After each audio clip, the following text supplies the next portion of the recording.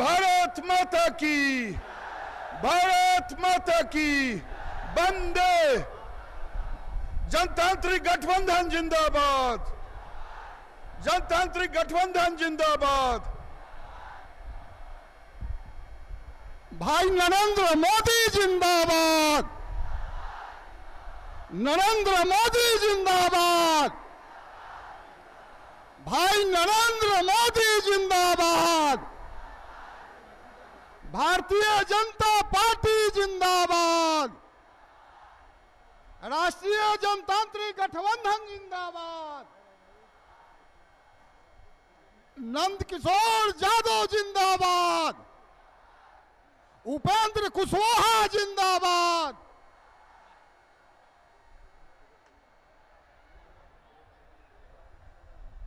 भाई नरेंद्र मोदी जिंदाबाद। अभी मंच पे, हम सबों के मंच पे अभी राष्ट्रीय लोक समता पार्टी के राष्ट्रीय अध्यक्ष और भारत सरकार के मंत्री श्री उपेंद्र कुशवाहा जी मंच पर विराजमान हो चुके हैं। हमारे पार्टी के नेता, बिहार विधानसभा के प्रतिपक्ष के नेता आदरणीय नंद किशोर यादव जी मंच पर उपस्थित हो चुके हैं। भारत सरकार के मंत्री आदरणीय रामकृपाल जी मंच पर, रामकृपाल यादव जी मंच पर उपस्थित हो चुके हैं।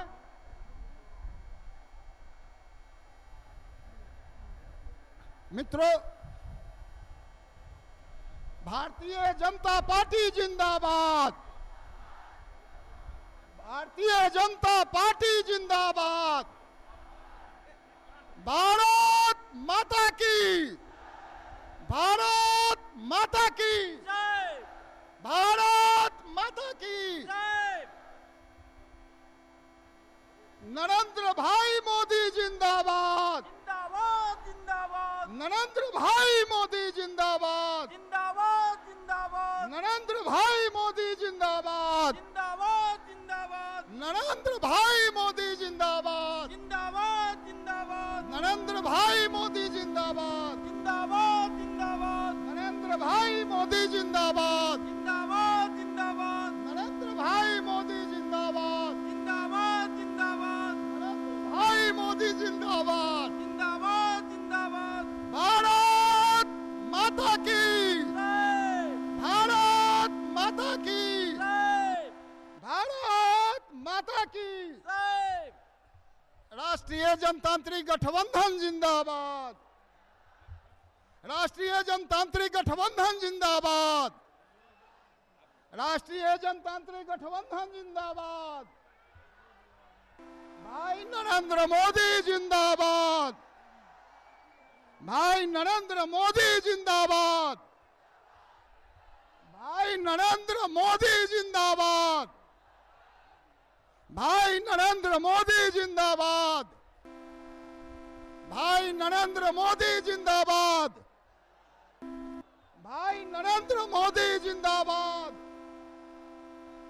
भाई नरेंद्र मोदी जिंदाबाद, भाई नरेंद्र मोदी जिंदाबाद, भारत माता की, भारत माता की, भाई नरेंद्र मोदी जिंदाबाद, भाई नरेंद्र मोदी जिंदाबाद, भाई नरेंद्र मोदी जिंदाबाद, भाई नरेंद्र मोदी जिंदाबाद,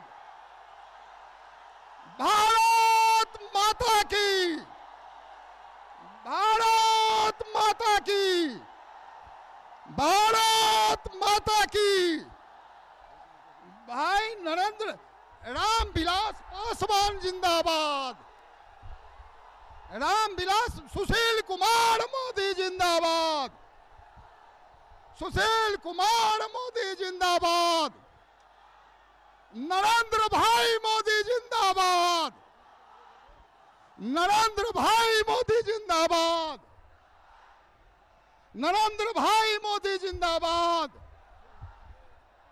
भाई नरेंद्र मोदी जिंदाबाद,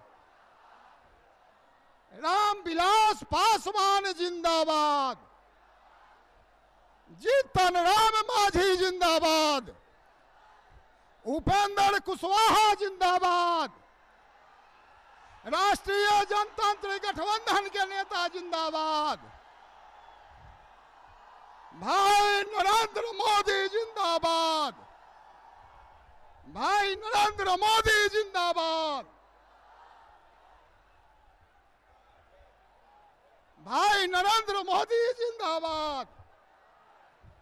भारत माता की, भारत माता की, भारत माता की। चलिए आइए। एक बार हम लोग अपने आदरणीय प्रधानमंत्री जी का हार्दिक स्वागत जोरदार तालियों से करेंगे। नरेंद्र मोदी जिंदाबाद, नरेंद्र मोदी जिंदाबाद, राष्ट्रीय जनतांत्रिक गठबंधन जिंदाबाद, भारतीय जनता पार्टी जिंदाबाद, भारत माता की, खुदीराम बोस अमर रहे, जो पासैनी अमर रहे। अब अपने आदरणीय प्रधानमंत्री जी का स्वागत माननीय मंगल पांडे जी प्रदेश अध्यक्ष जी, माननीय सुशील मोदी जी, माननीय नंद किशोर यादव जी प्रतीक चिन्ह, पुष्प गुच्छ और अंग वस्त्र देकर करेंगे। आप लोगों से निवेदन है कि लगातार जोरदार तालियों से अपने आदरणीय प्रधानमंत्री जी का आप स्वागत करते रहें। लाल बाबू प्रसाद जी, सुरेश शर्मा जी से निवेदन है कि पुष्प गुच्छ देकर आदरणीय प्रधानमंत्री जी का स्वागत करेंगे। और स्थानीय सांसद अजय निषाद जी, माननीय सांसद अजय निषाद जी से निवेदन है कि प्रतीक चिन्ह मछली देकर परंपरागत स्वागत आदरणीय प्रधानमंत्री जी का करेंगे। एक बार जोरदार तालियों से हम लोग आदरणीय प्रधानमंत्री जी का स्वागत करेंगे। नरेंद्र मोदी जिंदाबाद, रामविलास पासवान जिंदाबाद, जीतन राम मांझी जिंदाबाद, उपेंद्र कुशवाहा जिंदाबाद। अब सुरेश शर्मा जी पुष्पगुच्छ से स्वागत कर रहे हैं, लाल बाबू प्रसाद जी पुष्पगुच्छ से स्वागत कर रहे हैं, अजय निषाद जी पारंपरिक प्रतीक चिन्ह, पारंपरिक प्रतीक चिन्ह मछली देकर माननीय सांसद स्थानीय सांसद अजय निषाद जी अपने आदरणीय प्रधान जी का स्वागत करेंगे। नरेंद्र मोदी जिंदाबाद, जोरदार तालियों से हम लोग स्वागत करेंगे आदरणीय प्रधानमंत्री जी का। अब अजय निषाद जी, हाँ दे देंगे तब ना, अजय जी दे रहे हैं, हाँ, दे रहे हैं। अजय निषाद जी माननीय सांसद मछली प्रतीक चिन्ह देकर अपने आदरणीय प्रधानमंत्री जी का स्वागत कर रहे हैं स्थानीय सांसद माननीय अजय निषाद जी। अब माननीय रामविलास पासवान जी भारत सरकार के केंद्रीय नेता हैं, हम लोगों के बिहार के वरिष्ठ नेता हैं, देश के नेता हैं, उनका स्वागत श्री विनय सिंह जी प्रदेश महामंत्री पुष्प गुच्छ देकर करेंगे। हम लोगों के बीच माननीय जीतन राम मांझी जी पूर्व मुख्यमंत्री बिहार उपस्थित है, उनका स्वागत श्रीमान लाल बाबू प्रसाद जी जो प्रदेश के उपाध्यक्ष हैं पुष्प गुच्छ देकर स्वागत करेंगे। उपेंद्र कुशवाहा जी यहाँ माननीय केंद्रीय राज्य मंत्री उपस्थित है, उनका स्वागत अजय निषाद, सुरेश शर्मा जी पुष्प गुच्छ देकर करेंगे। आदरणीय अध्यक्ष जी आइए। मैं युवाओं के हृदय सम्राट बिहार प्रदेश के भारतीय जनता पार्टी के सम्मानित अध्यक्ष आदरणीय श्री मंगल पांडे जी से आग्रह करता हूं कि आप आए, स्वागत भाषण उद्घाटन भाषण करने का करें।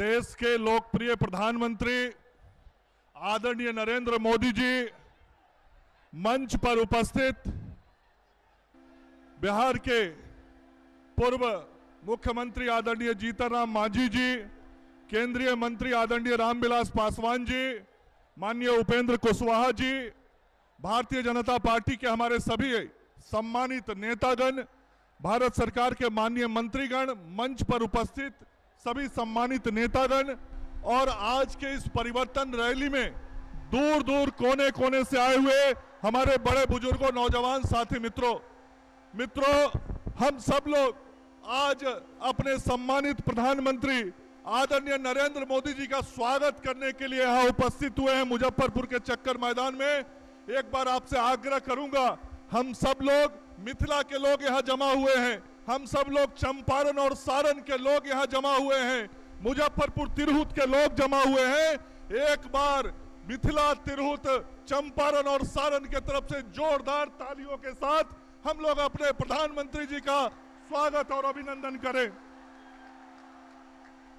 आदरणीय प्रधानमंत्री जी 27 अक्टूबर 2013 को पटना के हुंकार रैली से जो देश के परिवर्तन के लिए बिहार में आपने आह्वान किया था आदरणीय प्रधानमंत्री जी, बिहार ने उस हुंकार रैली के बाद पूरा हुंकार भरा था और देश में जो परिवर्तन हुआ था उसमें अपनी साझेदारी निभाई थी। फिर से बिहार परिवर्तन मांग रहा है, परिवर्तन के राह पे चलना चाह रहा है, क्योंकि आज जो बिहार की सरकार चल रही है उस सरकार के कारण बिहार का विकास रुक गया है। बिहार आज असमंजस की स्थिति में पड़ गया है, भटक गया है अपने रास्ते से। इसलिए आज बिहार की 11 करोड़ जनता प्रधानमंत्री जी परिवर्तन चाहती है और आज आप आए हैं। उस हुंकार रैली की दृश्य भी आज हमको यहाँ दिखाई पड़ रही कि कैसे लोगों में जोश है, किस प्रकार से लोग परिवर्तन को आतुर हैं, वो दिखाई पड़ रहा है।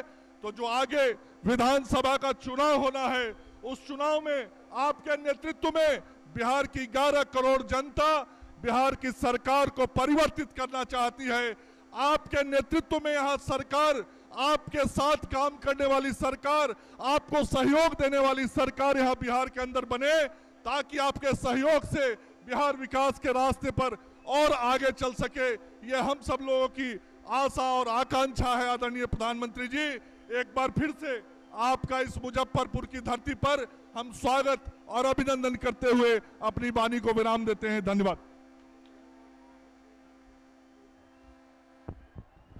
मैं भारतीय जनता पार्टी के नेता और बिहार प्रदेश के पूर्व प्रदेश के अध्यक्ष, वर्तमान में भारत सरकार के कृषि मंत्री आदरणीय राधा मोहन सिंह जी से आग्रह करता हूं कि आप आएं और बिहार की जनता को संबोधित करें। आदरणीय राधा मोहन सिंह जी।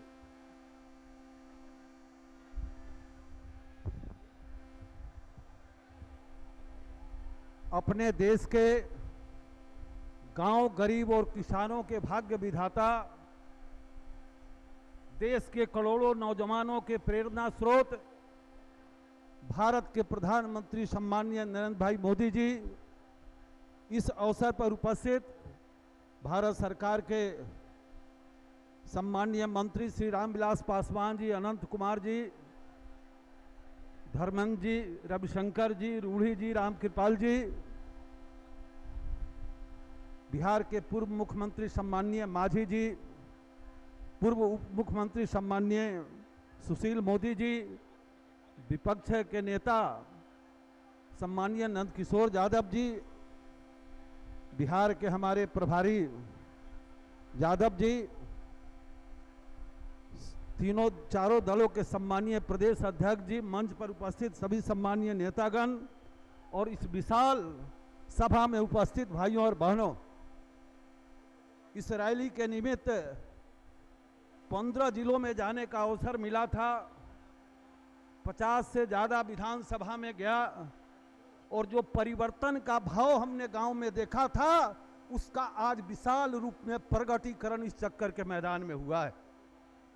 मित्रों, वैशाली जनतंत्र की जननी रही है, गांधी और गौतम बुद्ध की कर्म भूमि रही है।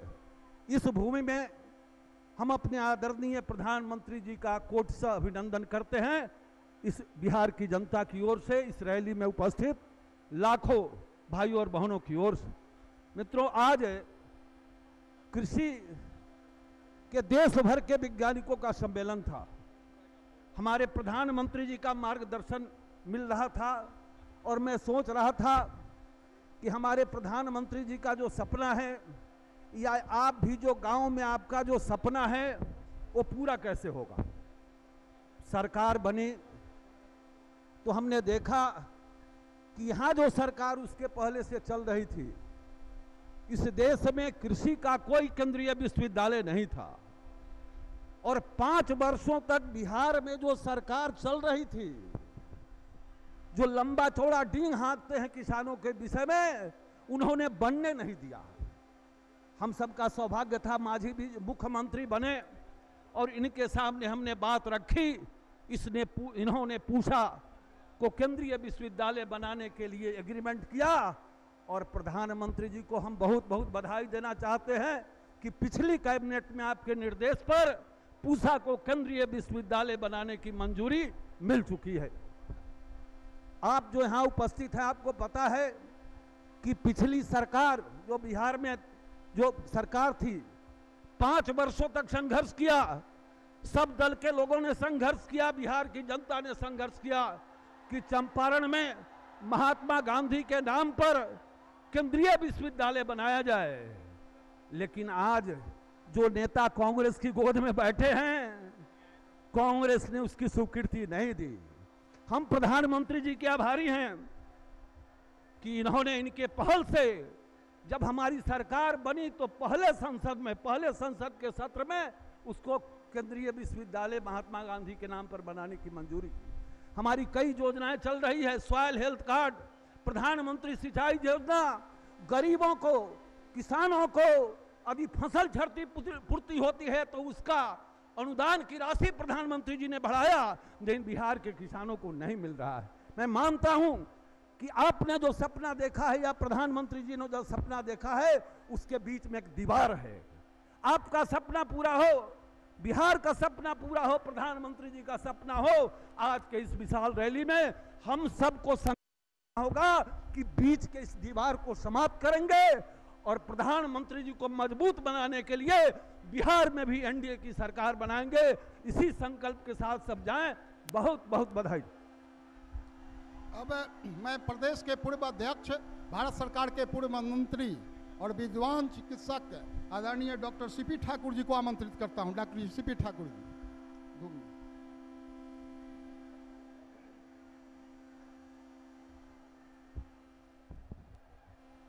परमादरणीय प्रधानमंत्री श्री नरेंद्र मोदी जी और मुजफ्फरपुर जिला से दूर दूर से आए हुए ये सारे हमारे बंधु, मंच पर सारे नेतागण, भाई और बहनों, मैं बहुत लंबा भाषण देने नहीं आया हूँ। पांच मुजफ्फरपुर की समस्या प्रधानमंत्री के सामने रखने जा रहा हूँ। पहली समस्या है कि आप सभी जानते हैं कि मुजफ्फरपुर किसी ज़माने में राजा जनक के अधीन था और रामचंद्र यहाँ से शादी करने जरूर जनकपुर गए होंगे। बगल में हाँ, बगल में सीतामढ़ी है, लेकिन सीताराम सर्किट जो है उसका विकास ठीक से नहीं हो पाया। मैं प्रधानमंत्री से निवेदन करता हूं कि जहां जहां ये है वो डिटेल में आज अभी नहीं बोलेंगे, होगा। दूसरी समस्या जो मुजफ्फरपुर की है कि बाढ़ का कोई नियंत्रण मुजफ्फरपुर में नहीं हो पाया। एक गंडक और दूसरा बूढ़ी गंडक, दुई नदी को ठीक करना है तो मुजफ्फरपुर की बाढ़ की समस्या भी ठीक हो जाएगी। तीसरी समस्या जो है कि मुजफ्फरपुर में पढ़ाई लिखाई बिहार में पूरा समाप्त हो गई, तो कौशल विकास का एक केंद्र मुजफ्फरपुर में खुले बढ़िया केंद्र मुजफ्फरपुर में खिले और कौशल विकास के मंत्री भी आपके बिहार के हैं, इसलिए अगर बढ़िया केंद्र खुले ताकि दूसरे के जगह से भी लोग यहीं पढ़ने आवे मुजफ्फरपुर में। इन्हीं चंद शब्दों के साथ मैं आप सबको बधाई धन्यवाद देता हूं कि इतनी तादाद में आप आए। इससे आपने सिग्नल दे दिया कि दूसरी सरकार भारतीय जनता पार्टी है उनकी सहयोगी दल की बनेगी। सबको नमस्कार, सबको धन्यवाद।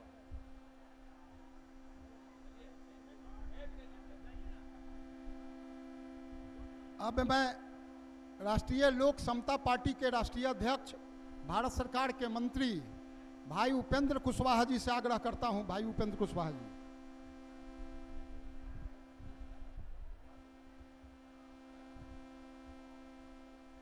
यहाँ उपस्थित बिहार की धरती पे प्रधानमंत्री बनने के बाद पहली बार आए हुए आदरणीय भारत सरकार के लोकप्रिय प्रधानमंत्री श्री नरेंद्र मोदी जी, मंच पर उपस्थित सभी सम्मानित नेतागण, इस कार्यक्रम में आए हुए भाइयों बहनों मित्रों और मीडिया के बंधुओं, मैं समझ रहा हूं आप सब लोग आदरणीय प्रधानमंत्री जी को सुनना चाहते हैं।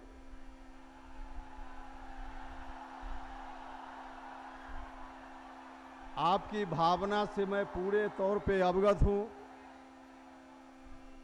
मैं बिल्कुल ही आपका समय नहीं लूंगा। मैं तो सिर्फ आप सभी की ओर से, समस्त बिहार वासियों की ओर से पहली बार बिहार की धरती पर आदरणीय प्रधानमंत्री जी का स्वागत करता हूं, अभिनंदन करता हूं। आदरणीय प्रधानमंत्री जी, बिहार के लोगों को अगर कहीं उम्मीद की किरण दिखती है तो सिर्फ आप में दिखती है। जिन लोगों को बिहार के लोगों ने मौका दिया, सभी ने निराश किया। किसी ने 15 वर्ष तक सरकार चलाने का काम किया, कोई 10 वर्षों से सरकार चला रहा है, लेकिन सबने निराश किया। आज बिहार कहां खड़ा है? बिहार के नौजवानों से कहा गया था सत्ता में आएंगे रोजगार देंगे, रोजी रोटी की तलाश में दूसरे प्रांतों में जाकर दर दर की ठोकरें नहीं खानी पड़ेगी, लेकिन नौजवानों को रोजगार नहीं मिला। आज भी यहाँ के नौजवानों का पलायन जारी है, मजदूरों का पलायन जारी है। कोई भी व्यक्ति नहीं चाहता अपने घर को छोड़कर, अपने घर में बूढ़े माता पिता को छोड़कर, जवान पत्नी को छोड़कर बरसों बरस तक जाकर बाहर रहे। कोई नहीं चाहता है, लेकिन मजबूरी में उसको यात्रा करनी पड़ती है, जाना पड़ता है। 3 साल 4 साल 5 साल तक वहाँ रहता, 25 साल 30 साल जवानी की उम्र में बुढ़ापे की झुर्रियाँ लेकर वापस लौटता है। जिन लोगों ने शासन चलाया उनके रवैया के कारण बिहार के नौजवानों की जवानी खतरे में है, बिहार के किसानों की किसानी भी खतरे में है। कहा था सत्ता में आएंगे बिहार के किसानों को सिंचाई की सुविधा देंगे, कहीं कोई व्यवस्था नहीं हुई। जो किसान मेहनत करके किसी तरह से फसल उपजाते, उनकी फसल का उचित मूल्य नहीं मिल पाता। हमने देखा है बिहार भर में शाहाबाद के किसानों की आंखों के आंसू को देखा है, नजदीक से हमने महसूस किया है कितनी मेहनत करके लोग धान उपजाते। इस बार भी लोगों ने उपजाने का काम किया, रिकॉर्ड उत्पादन हुआ था, लेकिन कोई खरीदार नहीं। भारत सरकार की ओर से शाहाबाद के इलाका के लोगों के आग्रह पर कई बार धान खरीद का समय बढ़ाया गया। हम लोगों ने भी आग्रह किया, आदरणीय श्री रामविलास पासवान जी संबंधित विभाग के मंत्री हैं, उनसे कहा कई बार धान खरीद का समय बढ़ाया गया, पैसा भी जितनी आवश्यकता थी उसके अनुकूल दिया गया, लेकिन उसके बावजूद धान की खरीदगी नहीं हुई। मित्रों, चाहे जिस फसल का उत्पादन हमारे किसान करते हों, किसी का उचित मूल्य नहीं मिल पाता है। नतीजा है बिहार के किसानों की मेहनत के बावजूद परेशानी उनकी बढ़ती जा रही है, लगातार परेशानी बढ़ती जा रही है। और उस सूबे में किसानों की इतनी बड़ी संख्या है, जब तक किसानों की समस्याओं का हल नहीं निकलेगा बिहार का विकास नहीं हो सकता है, असंभव है।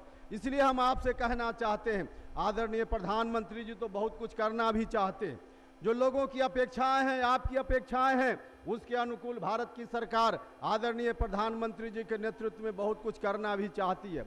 लेकिन मित्रों, भाइयों और बहनों, मैं आपसे कहना चाहता हूं, आपका सहयोग चाहिए।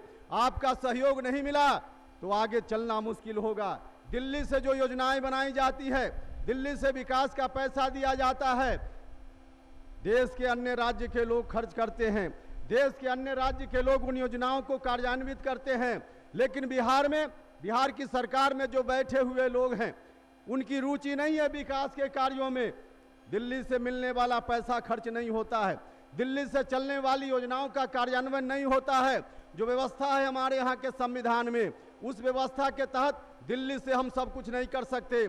हमारे प्रधानमंत्री जी लाख कोशिश करें, अगर बिहार में काम करने वाली सरकार नहीं होगी तो बिहार का विकास नहीं हो पाएगा। इसलिए हम आप सभी लोगों से आग्रह करने आए हैं, अपील करना चाहते हैं कि जिस तरह से आप सब लोगों ने मौका दिया, दिल्ली में एक अच्छी सरकार बनाई, कृपा करके बिहार में भी एनडीए की अच्छी सरकार बनाने का काम कीजिए, तभी बिहार विकास के रास्ते पे जा पाएगा।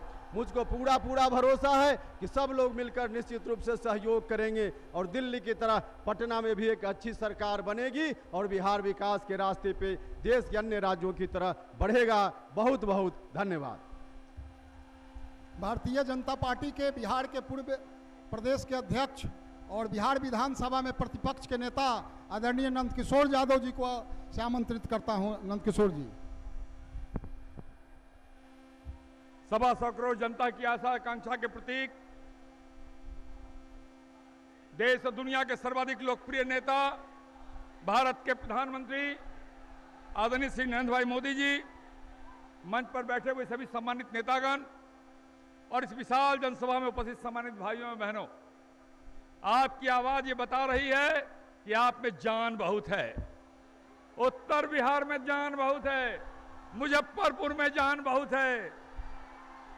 तो मैं आप सब शानदार और जानदार लोगों की ओर से आदरणीय प्रधानमंत्री जी का हार्दिक अभिनंदन करता हूं, उनका स्वागत करता हूं। प्रधानमंत्री जी, एक साल की छोटी सी अवधि में आपने बिहार के विकास के लिए जितनी धनराशि आवंटित किया है, यूपीए की सरकार ने 10 साल में भी उतनी धनराशि आवंटित करने का काम नहीं किया। आप जैसे जैसे बिहार के लिए पैसा दे रहे, जैसे जैसे बिहार के विकास की आप चिंता कर रहे हैं, वैसे वैसे बिहार के नेताओं के पेट में दर्द हो रहा है, लोग बेचैन हो रहे हैं और ये बेचैनी में कह रहे हैं कि हम गठबंधन करेंगे और गठबंधन करने के लिए लोग जहर पीने के लिए तैयार हो रहे हैं। वो अलग मॉडल बनाना चाहते हैं। प्रधानमंत्री जहां विकास का मॉडल अपनाना चाहते हैं, वहां विकास के मॉडल को रोकने के लिए, विकास के रथ को रोकने के लिए यहां के नेताओं ने नया मॉडल बनाया। कहा नीला मॉडल चलाएंगे, नी से नीतीश कुमार, ला से लालू यादव, कह रहे नीला मॉडल बिहार में चलाने का काम करेंगे। प्रधानमंत्री जी, गांव में रहने वाले लोग जानते हैं, अगर गांव में किसी को सांप काट लेता है, शरीर कैसा हो जाता है? सांप काटने पर शरीर कैसा हो जाता है? गांव में नीला हो जाता है। महोदय प्रधानमंत्री जी, ये नीला मॉडल जहर का मॉडल है और बिहार के लोग जहर के मॉडल को स्वीकार करने के लिए तैयार नहीं है। ये बिहार के लोगों ने फैसला लिया, हमें स्वीकार करना है। प्रधानमंत्री जी, आपका जो विकास का मॉडल है, जो अमृत का मॉडल है, बिहार की जनता उस अमृत के मॉडल को स्वीकार करने के लिए आगे बढ़ना चाहती है। लोग दस्तक दे रहे हैं, घर घर दस्तक दे रहे हैं। आज जब चुनाव का दिन नजदीक आया है तो लोग को दस्तक देने की याद आई है। हम पूछना चाहते हैं उन लोगों से जिन लोगों ने घर घर के दस्तक का आयोजन किया है, हम उससे पूछना चाहते हैं, जब बिहार के लोग संकट में थे, जब बगहा के आदिवासियों पर गोली चलाई गई, 6 आदिवासी मारे गए, उनके घर दस्तक देने क्यों नहीं गए आप? मैं पूछना चाहता हूं उनसे, जब मिड डे मील में 23 बच्चे बिहार के मारे गए, आप उसमें उनके घर पे दस्तक देने क्यों नहीं गए? जब पटना के गांधी मैदान में आतंकवादी हमले में 6 भाई हमारे मारे गए, आप उनके घर पे दस्तक देने क्यों नहीं गए? मैं पूछना चाहता हूं उनसे, जब पाकिस्तान की गोलियों से हमारे जवान शहीद होते हैं, बिहार की धरती पर आते हैं, उनके घर पे दस्तक देने आप क्यों नहीं गए? मैं पूछना चाहता हूं उन लोगों से, जब बिहार के किसान आत्महत्या कर रहे थे, उनके घर पे दस्तक देने आप क्यों नहीं गए? और आज जब चुनाव का समय आया है तो आपको घर घर दस्तक देने की याद आ रही है। भाइयों बहनों, मैं आपसे आग्रह करना चाहता हूं, ये लोग जो घर घर दस्तक देने का नाटक कर रहे हैं, उनके दस्तक को नकार देने का काम करना, उनके दस्तक को ठुकरा देने का काम करना। और साथ साथ नरेंद्र भाई मोदी आज यहाँ हैं, माननीय प्रधानमंत्री जी आए हैं, प्रधानमंत्री के आह्वान को हम सब स्वीकार करके, जैसे लोकसभा के चुनाव में 2/3 सीटों पर एनडीए के उम्मीदवार को हमने विजयी बनाने का काम किया था, वैसे ही विधानसभा के चुनाव में भी 2/3 सीटों पर एनडीए का उम्मीदवार विजयी हो, इसके लिए आपका आशीर्वाद चाहिए, आपका प्यार चाहिए। अरे करिएगा ना, अरे जिताइएगा ना एनडीए को, मोदी जी की बात मानिएगा ना, सरकार एनडीए की बनेगी ना। एक बार जोर से ताली बजा के सहमति तो बता दीजिए ना। भाइयों बहनों, आपने फिर से एनडीए की 2/3 बहुमत से एनडीए की सरकार बनाने का निर्णय लिया है। मैं आपके प्रति आभार प्रकट करता हूं और अपनी बात यहीं समाप्त करता हूं। बहुत बहुत धन्यवाद। अब मैं बिहार के जन जन के नेता और बिहार सरकार के उप मुख्यमंत्री आदरणीय सुशील कुमार मोदी जी से आग्रह करता हूं, आप आए, अपनी बिहार की जनता को संबोधित करें। आदरणीय सुशील कुमार मोदी जी। आदरणीय प्रधानमंत्री जी, आदरणीय श्री रामविलास पासवान जी, श्री जीतन राम मांझी जी, श्री उपेंद्र कुशवाहा जी, मंच पर उपस्थित एनडीए गठबंधन के तमाम नेतागण और यहाँ लाखों की संख्या में उपस्थित बहनों और भाइयों, मित्रों,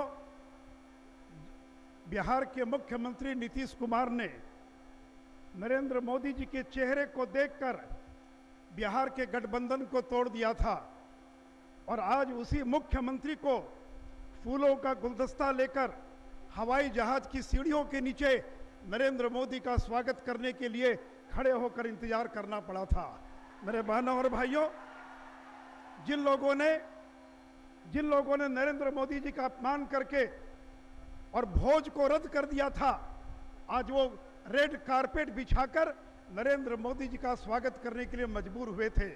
मेरे बहनों और भाइयों, जो लोग ये कहते हैं कि नरेंद्र भाई को 13 महीने के बाद बिहार याद आया है, मेरे बहनों और भाइयों, मनमोहन सिंह 10 साल देश के प्रधानमंत्री थे।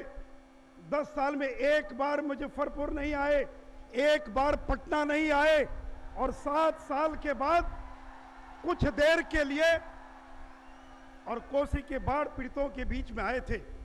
मेरे बहनों और भाइयों, बिहार के मुख्य मंडल भी हमारे साथ है, आज कमंडल भी हमारे साथ है, आज रामविलास पासवान भी हमारे साथ है, जीतन राम मांझी, उपेंद्र कुशवाहा भी हमारे साथ है।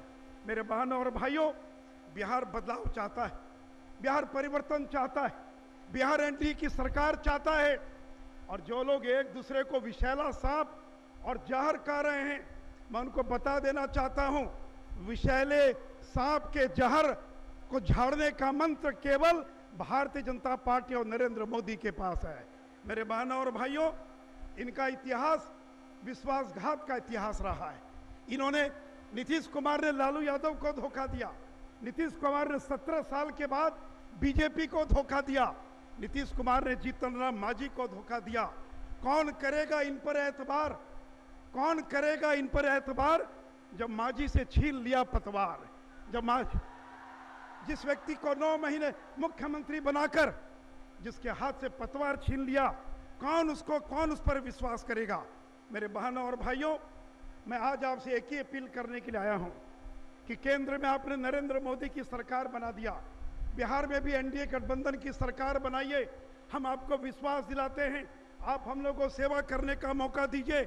10 वर्षों 5 वर्षों के भीतर बिहार का एक घर नहीं बचेगा जिसको 24 घंटा बिजली पहुंचा कर नहीं दिखलाएंगे।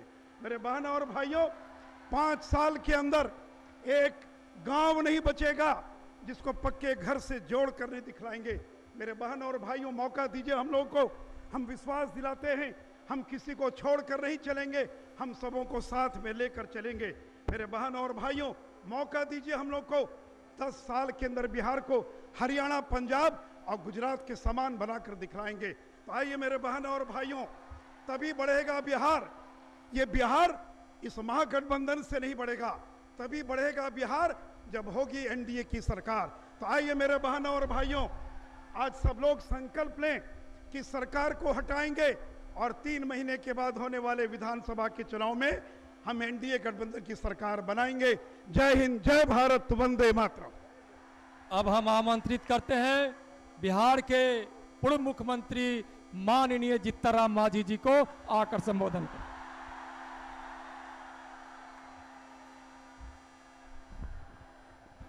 परमादरणीय भारत के यशस्वी प्रधानमंत्री जी,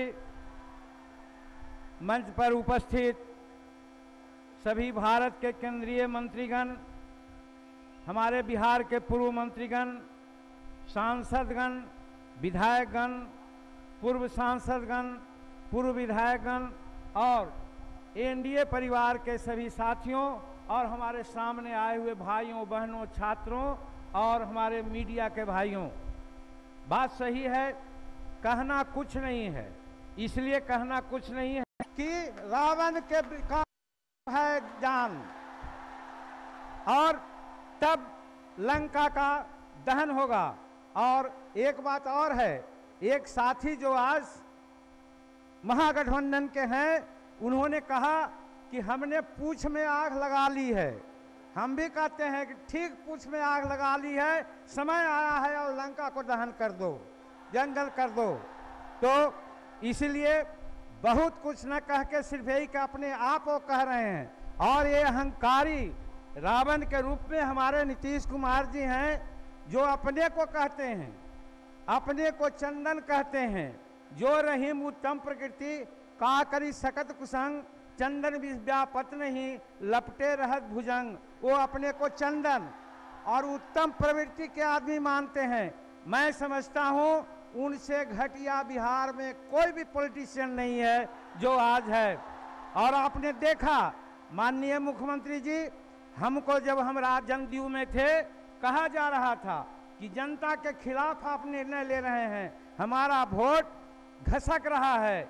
लेकिन आपको मैं सूचना देना चाहता हूं माननीय प्रधानमंत्री जी कि आज 31 निर्णय हमने लिया था, 8 हमारे निर्णय को उन्होंने तोड़ करके इम्प्लीमेंट करने का निर्णय ले लिया है। अगर हमारा निर्णय गलत था, हम राजहित और देश हित में गलत कर रहे थे, तो आज कौन मुंह से उसको आज लागू कर रहे हैं? कहने का मतलब अहंकार इतनी उनमें है कि वो चाहते हैं कि जो हम कहें वही ठीक, दूसरा कहे वो गलत है। इसलिए अहंकारी रावण रूपी नीतीश कुमार जी को आज बिहार से खात्मा करने के लिए आप सभी भाइयों बहनों युवाओं से और छात्रों से अनुरोध करना चाहते हैं। क्योंकि बहुत अल्पकाल में, ऐसे तो 8 महीना हुआ, लेकिन हम 2 ही महीना काम किया, और 2 महीना काम करने में समाज के नीचे, जिसको गरीब तबका कहता है, और गरीब का मेरा परिभाषा रहा है कि चाहे शेड्यूल कास्ट हो, शेड्यूल ट्राइब्स हो, अति पिछड़ा हो, मुसलमान हो या सवर्णों में भी जो गरीब है, उसके लिए हमने निर्णय लेने का काम किया था, उसको इन्होंने कैंसिल कर दिया। आज हम आपसे कहना चाहते हैं, एनडीए में हम लोग आए हैं, में प्रधानमंत्री जी का आशीर्वाद प्राप्त है, और आगे आने वाली सरकार एनडीए की बनेगी तो निश्चित रूप में आज ये ढकोसला करते हैं। आज भारत सरकार क्या नहीं यहाँ कर रही है बिहार के लिए। आज लाखों करोड़ रुपया का हिसाब आज बिहार में दिया जा रहा है। आज सारे जो जितना प्रोजेक्ट्स हैं वे सब का उद्घाटन और शिलान्यास किया जा रहा है। बार बार सिर्फ यही कहते हैं कि हमको पैसा नहीं, और केंद्र सरकार पैसा देती है उसका उपयोग नहीं करते। इसीलिए हम आप लोगों से गुजारिश करना चाहते हैं, जैसे सभी साथियों ने कहा कि जिस प्रकार से दिल्ली में एनडीए की सरकार है, उसी प्रकार से बिहार में भी एनडीए की सरकार चलाइए, और गाड़ी का पहिया दोनों समानांतर चलेगी तो गाड़ी विकास के रास्ते पर चल जाएगी। इसीलिए आप लोगों से अनुरोध है, और खास करके गरीब भाइयों के लिए, जिनके लिए हम लोगों ने अनेक निर्णय लिया था, डिटेल बताने की जरूरत नहीं है। हम महिलाओं के लिए और गरीबों के लिए, और खास करके अशिक्षित बेरोजगारों के लिए या शिक्षित बेरोजगारों के लिए, या कॉन्ट्रैक्चुअल पर जो हमारे लोग यहाँ नियुक्त हैं, उनका पेट में चूहा कूद रहा है, और उनको पैसा न दे करके इस्टीमेट घोटाला के नाम पर करोड़ रुपया बाहर कर रहे हैं। इसी को रोकने का हमने काम किया था। उसका असर हुआ कि हमको इस्तीफा देने की बारी आ गई। ये आपके अदालत में मैं कहना चाहता हूं, और उसका बदला ये नवंबर के चुनाव में है। यही कह करके कि आप बदला लेना है, गरीबों का अपमान हुआ है तो आप बदला लीजिए, और नवंबर में अपना बैलेट से एनडीए के उम्मीदवारों को वोट देकर के जिताइए और नरेंद्र मोदी जी को हाथ को मजबूत कीजिए, जो आज संसार में अपना पताका फहरा रहे हैं। बहुत बहुत धन्यवाद, बहुत बहुत शुक्रिया। अब हम उद्बोधन के लिए आमंत्रित करते हैं लोजपा के राष्ट्रीय अध्यक्ष केंद्रीय मंत्री माननीय रामविलास पासवान जी को।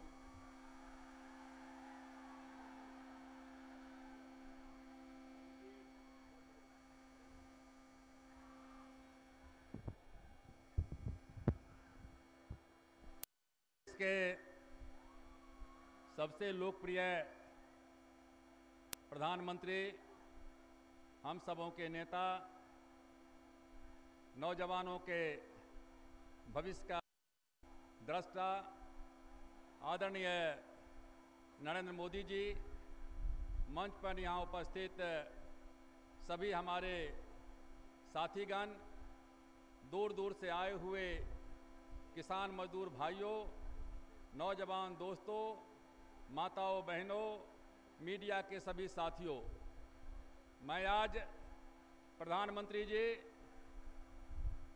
बिहार में आगमन पर हम सब लोग न सिर्फ अभी आपका अभिनंदन करते हैं, बल्कि हम लोगों के बीच में कितनी खुशी है वो आप, ये सवेरे से मौसम खराब था उसके बावजूद भी मैं नहीं समझता हूं कि आज तक के बिहार के इतिहास में इतनी बड़ी भीड़ हमने देखी है। मैं आपका अभिनंदन करता हूं, मैं आपका स्वागत करता हूं। प्रधानमंत्री जी, पहले 13-14 महीना पहले आप यहीं मुजफ्फरपुर से आपने शंखनाद किया था। सारे के सारे लोग कह रहे थे कि बिहार में एनडीए को 15 सीट भी मिल जाए तो बहुत है, लेकिन आपने जो यहां से श्री गणेश किया और आपका व्यक्तित्व पूरे देश में, कोई भले कहे कि हमारे नाम पर, पार्टी के नाम पर, लेकिन एक व्यक्ति का करिश्मा था, उस व्यक्ति का नाम है नरेंद्र मोदी, जिसके पीछे 3/4 सीट, 40 में से 31 सीट हम लोग बिहार में जीते और पूरे देश में 285 सीट अकेले भारतीय जनता पार्टी को मिला और सहयोगी दल को मिला करके 315 सीट से ज्यादा मिला। प्रधानमंत्री जी, 13 महीने में आज न सिर्फ देश में बल्कि विदेश में भारत का डंका बोल रहा है। हम 1977 से एमपी हैं। हमने देखा है बहुत सारे प्रधानमंत्री जी को। प्रधानमंत्री जब जाते थे विदेश में तो चौथा पेज, 5वां पेज में कहीं फोटो आ जाता था, नाम निकल जाता था। लेकिन आज प्रधानमंत्री जी जितनी बड़ी भीड़ यहां है, आप सब साथ देखा होगा, चाहे प्रधानमंत्री जी न्यूयॉर्क अमेरिका जाते हों, ऑस्ट्रेलिया गए हों, जापान गए हों, लंदन गए हों, या बगल में नेपाल है, भूटान है, श्रीलंका है, लाखों की संख्या में लोग जो है न सिर्फ देखने के लिए बल्कि भारत कहां जा रहा है सुनने के लिए आते हैं। कल तक 2 देश हमारे ऊपर में डिक्टेट करता था, आज प्रधानमंत्री जी आपके नेतृत्व में भारत का शान बढ़ा है और वही देश आज आपसे बराबरी के साथ में हाथ मिलाने का काम करता है। प्रधानमंत्री जी आपके नेतृत्व में चुनाव हुए, लोकसभा के बाद चुनाव हुआ, जिन जिन राज्यों में चुनाव हुआ, चाहे महाराष्ट्र हो, चाहे बगल में जो है यहाँ झारखंड हो, या JNK हो या हरियाणा हो, सभी जगहों पर एनडीए की भारी जीत हुई है। साथियों, आज ये महागठबंधन कर रहे हैं। पहले इन्होंने कहा जनता परिवार का विलय होगा। हमने उसी समय में कहा था कि 7 जन्म में विलय होने वाला नहीं है। फिर इन्होंने कहा गठबंधन होगा, हमने कहा गठबंधन नहीं, लठबंधन होगा। और आज लठबंधन हो रहा है। आज कुछ दिन पहले आपने देखा होगा, लालू जी ने कहा नीतीश जी के संबंध में, जब उनको नेता बनाया गया, मुख्यमंत्री चुना गया, तो कहा कि जहर पीना पड़ रहा है। और 2 दिन पहले नीतीश कुमार जी ने कहा, रहीमन रहीम जी का कविता कहते हुए कि जो रहीम उत्तम प्राकृतिक का करी सकत कुसंग, चंदन विष व्यापत नहीं लिपटे रहत भुजंग। मतलब हम चंदन हैं और लालू यादव जो हैं विष हैं, जहर हैं, सांप हैं। एक कहता है सांप, दूसरा कहता है जहर। ये है इनका। ये सब लोग मिले थे। बगल में झारखंड में चुनाव हुआ था, कांग्रेस पार्टी, जनता दल यू, राष्ट्रीय जनता दल, तीनों मिलकर के चुनाव लड़े थे और एक सीट भी इनको नहीं मिला। एक सीट भी नहीं मिला। बिहार का ही अंग झारखंड है और इनको जो है बिहार में भी होने वाला है। कारण इसका है कि बिहार में विकास नाम का कोई चीज नहीं है। एक सुई का कारखाना 10 साल नीतीश मुख्यमंत्री, 15 साल लालू प्रसाद यादव, राबड़ी देवी जी रहे, एक सुई का कारखाना नहीं बन पाया। प्रधानमंत्री जी यहां से बगल में हाजीपुर है, हाजीपुर में पुल है। उत्तर बिहार दक्षिण बिहार को जोड़ने वाला 2 ही पुल है, एक हाजीपुर में है और एक मोकामा में है। दोनों पुल की हालत खराब है, टूटा फूटा पड़ा हुआ है। 1-2 पुल नहीं जो बना पाया, वो बिहार की विकास की बात करते हैं। भाषण देते थे कि वोट नहीं, बिजली नहीं तो वोट नहीं। नीतीश जी, बिजली तो नहीं है, क्यों वोट मांगने के लिए आते हो? इन्होंने नारा दिया कि अगली बार हम सरकार में आएंगे तो शराबबंदी करेंगे। नीतीश जी 10 साल तक क्या कर रहे थे? 10 साल तक गांव-गांव में शराब का दुकान इन्होंने खुलवाया। बच्चों के हाथ में किताब नहीं, उनके हाथ में बोतल थमा दिया।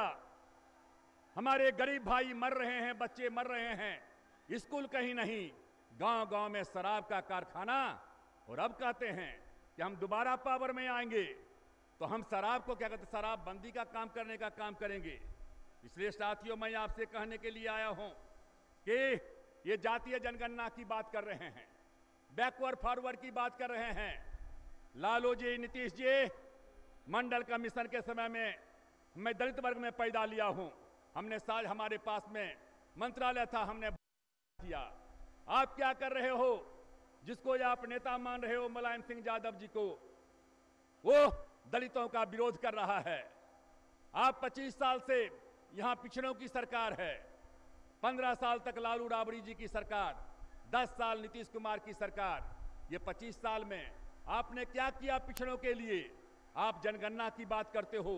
जिस दिन जनगणना का रिपोर्ट आएगा, आपके ऊपर में लोग जो है थूकने का काम, क्रिटिसाइज करने का काम करेंगे। इस बिहार में नाई है, तेली है, तमोली है, लोहार है, कुम्हार है, बढ़ई है, मल्लाह है, निषाद है, बींद है, बनिया है, चौरसिया है, ततमा है, तांती है, कानू है, धानुक है, पाल है, चंद्रवंशी हैं। ये जो अति पिछड़ी जाति गरीब लोग हैं, उनका जब कार्ड निकलेगा और जब आएगा जनगणना के रिपोर्ट में, उनकी हालत बद से बदतर हुई है, तो आपको मुंह छिपाने का भी जो है जगह नहीं रहेगा। हमारे भाई यहां बैठे हुए हैं, जीतन राम मांझी जी ने दोनों भाई को अलग कर दिया था। पासवान को छोड़ करके बकिए को महादलित बना दिया। कह दिया हर महादलित को 3 डिसमिल जमीन देंगे, रेडियो देंगे, साइकिल देंगे। कहां गया रेडियो, साइकिल? रेडियो कुछ भाई को मिला होगा। ऐसा रेडियो मिला प्रधानमंत्री जी कि पटना लगाइए तो बीबीसी लग जाता है। ये इनका है। जितना खर्चा इन्होंने किया है साइकिल के ऊपर में, उतना में मुजफ्फरपुर में जो है साइकिल का कारखाना जो है क्या कहते हैं कि खिल जाएगा। रोज गाली देंगे, अखबार में नाम नहीं आता है, टीवी में नाम नहीं आता है। रोज गाली दो, प्रधानमंत्री जी का क्रिटिसाइज करो, रोज जाकर के अमित शाह जी का क्रिटिसाइज करो। लालू जी, नीतीश जी क्रिटिसाइज भी करते हो, और जब मौका आता है फंक्शन में तो प्रधानमंत्री जी के साथ में, परिवार के साथ में फोटो खिंचाने में भी गर्व महसूस करते हो। वहां प्रधानमंत्री जी अच्छे हो जाते हैं और बाद में खराब हो जाते हैं। इसलिए साथियों, मैं आपसे कहना चाहूंगा, बहुत हल्ला कर रहे हैं भूमि सुधार, हम अनशन करेंगे, अनशन करेंगे। भाइयों, मैं आपसे कहना चाहता हूं, जिस दिन भूमि अधिग्रहण कानून लागू हो जाएगा, बिहार जो है सबसे ज्यादा फायदा यदि वरदान होगा तो बिहार के लिए होगा। मैं रेल मंत्री था, इसी मुजफ्फरपुर से सीतामढ़ी के बीच में हमने रेलवे लाइन की स्वीकृति दी थी। रेल में जो लोग हैं वो बतलाओ कितना पैसा मिला था गरीब को। ये जमीन का हकीकत कीमत था वो भी नहीं मिला। कहीं भाषण हाजीपुर से सुगौली रेलवे लाइन लोग चिल्ला रहे हैं और प्रधानमंत्री जी ने कहा है, कहा कि तुम 1 एकड़ जमीन दो, 4 एकड़ जमीन लो, मार्केट रेंज से लो। 1 एकड़ जमीन का तुम देते हो, हम 4 गुना मार्केट रेंज से पैसा देंगे। बिहार में आज भी पलायन जारी है, बिहार का मजदूर बाहर जा रहा है। नीतीश जी ने कहा था 3 महीने के अंदर में हम लोगों को यहां लाएंगे। जिस दिन हमारा भूमि अधिग्रहण कानून लागू हो जाएगा, हर गांव में फैक्ट्री लगेगी, हर जगह पर स्कूल कॉलेज खुलेंगे, हर जगह पर जो है नए नए कारखाने लगेंगे। बिहार का बच्चा जो जाता है बंबई में, दिल्ली में, दूसरे जगहों पर जाकर के गाली सुनने का काम करता है, उसको वहीं रोजगार मिलने का काम करेगा। इसलिए साथियों, मैं आपसे कहने के लिए आया हूं, प्रधानमंत्री जी मैं आपको धन्यवाद देना चाहता हूं। भूकंप हुआ था, मैं पिताजी के बरखी में अपने घर पर था। एक भूकंप के 5 मिनट के अंदर में प्रधानमंत्री जी का टेलीफोन आया। मैं शहरबनी में एक देहात में था। प्रधानमंत्री जी ने अपने सब मिनिस्टर को बुला करके कहा कि रामविलास जी, सबसे पहले सब काम छोड़ करके आप गरीबों को देखने जाइए। और हम लोग खगड़िया से शुरू किए, कटिहार से होते हुए उधर पूर्णिया, अररिया होते हुए रक्सौल तक यहां गए। ये प्रधानमंत्री जी का दर्द है। जो काठमांडू में नेपाल के प्रधानमंत्री थे, उनको भी मालूम नहीं हुआ था, प्रधानमंत्री ने उनको उन्होंने बताने का काम किया। इसलिए साथियों, आप इन लोगों को छोड़ो। लालू जी कहां पड़े हुए हो? ये लालू जी को हम जानते हैं, इनका एक हाथ पांव पर रहता है, दूसरा हाथ गर्दन पर रहता है। पांव पकड़ने में भी देरी नहीं होता है, गर्दन में मोड़ने में भी देरी नहीं लगता है। गए थे नीतीश जी को कहने के लिए, पेट में दांत है, आज कहां हो गया? इसलिए ये बेमेल गठबंधन है। 25 साल तक आपने देखा है इन्हीं लोगों के हाथ में शासन था। फिर ये नारा लगा करके, बैकवर्ड फॉरवर्ड का नारा लगा करके लोगों को भरमाने का काम कर रहे हैं। इसलिए भाइयों, मैं आप सब लोगों से आग्रह करना चाहता हूं कि हमारा एनडीए का रथ का परिवर्तन रथ निकल चुका है। ये परिवर्तन रथ जो है 160 रथ आदरणीय जो है अमित शाह जी आए थे, उन्होंने पटना से शुरू किया था और ये रथ का चक्का चल पड़ा है। ये विकास का रथ, विकास का चक्का है। इस चक्का को आगे बढ़ने दो। जो कोई रथ के चक्का के सामने में आएगा, रथ का चक्का उसके छाती पर होते हुए निकल जाएगा। लेकिन बिहार का विकास रुकने वाला नहीं है। मैं इन्हीं शब्दों के साथ एक बार आदरणीय प्रधानमंत्री जी को मैं बहुत बहुत धन्यवाद देना चाहता हूं। प्रधानमंत्री जी आए हैं, मैंने उस समय में भी कहा था, लोगों का आपके ऊपर में भरोसा है, विश्वास है, और मैं चाहता हूं जो हमारे मुसलमान भाई हैं, मैं उनसे भी कहना चाहूंगा 5 साल के बाद आप जज करना। और अभी भी हम लोगों के पास में मुसलमान के नेता आते हैं, कहते हैं पासवान जी साल भर में हम लोग कम से कम सुख चैन की सांस तो ले रहे हैं। ये लोग जो धर्म जात के नाम पर लोगों को बांटने का काम करते हैं, इसको आगे हटाओ और बिहार में जो है विकास की गंगा को बढ़ाने का काम करो।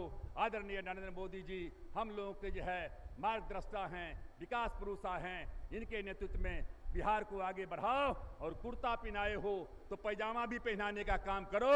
ऐसा नहीं कि कुर्ता दूसरा रह जाए, पैजामा नहीं रहे। और दोनों सरकार एक साथ चलेगी, बिहार में विकास की गंगा बहेगी। इन्हीं शब्दों के साथ एक बार फिर से जहां हम आदरणीय प्रधानमंत्री जी को बहुत बहुत धन्यवाद देते हैं, वहीं आप सभी भाइयों को, बहनों को इस बार जन समूह में भाग लेने के लिए बधाई देते हैं। जय हिंद, जय भारत। मित्रों, 125 करोड़ के दिल एवं आवाज देश दुनिया जिसकी लोहा मान रहा है, वैसे लोकप्रिय प्रधानमंत्री जी को मैं सादर आमंत्रित करता हूं, आदरणीय नरेंद्र भाई मोदी।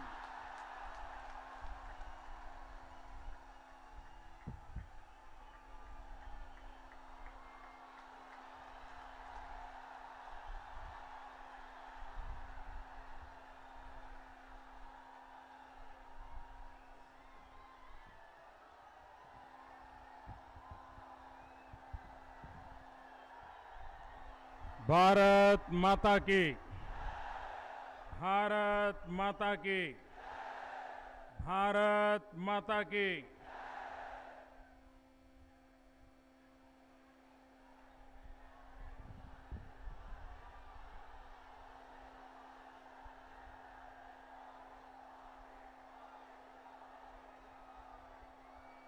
ये कुछ लोग दूसरी मंजिल पे हैं, कुछ लोग तीसरी मंजिल पे हैं।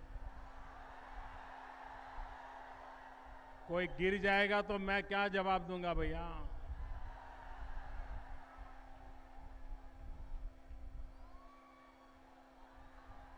एक बार नई सरकार बनने दो, आप और नई ऊंचाइयों पर पहुंचने वाले हो, विश्वास रखिए। लेकिन अभी कम से कम नीचे उतर जाएगी।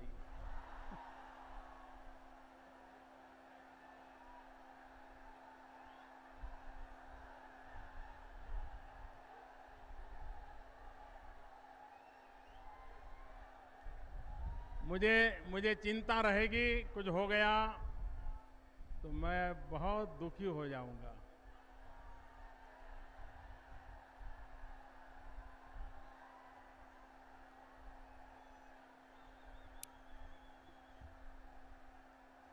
मंच पर विराजमान केंद्र सरकार में मेरे साथी श्रीमान अनंत कुमार जी, प्रदेश भारतीय जनता पार्टी के अध्यक्ष श्रीमान मंगल पांडे जी, राज्य के पूर्व उप मुख्यमंत्री श्रीमान सुशील कुमार मोदी जी, विधानसभा के नेता श्री नंद किशोर यादव जी, भारतीय जनता पार्टी के प्रभारी श्री भूपेंद्र यादव जी, केंद्र में मंत्री परिषद के मेरे साथी श्रीमान राधा मोहन सिंह जी, श्री रविशंकर प्रसाद जी, श्री धर्मेंद्र प्रधान जी, श्रीमान राजीव प्रताप रूडी जी, श्रीमान गिरिराज सिंह, श्रीमान राम कृपाल यादव जी, श्रीमान रामविलास पासवान जी और हमारे बिहार के पूर्व मुख्यमंत्री जिनका चेहरा सदा हंसता रहता है, ऐसे हमारे जितन राम मांझी जी, मेरे साथी श्रीमान उपेंद्र कुशवाहा जी, हम सबके मार्गदर्शक, हमारे सबसे पुराने वरिष्ठ नेता डॉक्टर सीपी ठाकुर जी, हमारे पूर्व प्रदेश अध्यक्ष श्रीमान गोपाल नारायण जी, श्रीमान शकुनी चौधरी जी, सांसद श्री अरुण कुमार जी, पूर्व सांसद श्रीमान एन.के. सिंह, राज्य के पूर्व मंत्री डॉक्टर प्रेम कुमार जी, बिहार के कोना कोना से आयल हमार भाई और बहन लोग, रौरा सबके शत शत प्रणाम।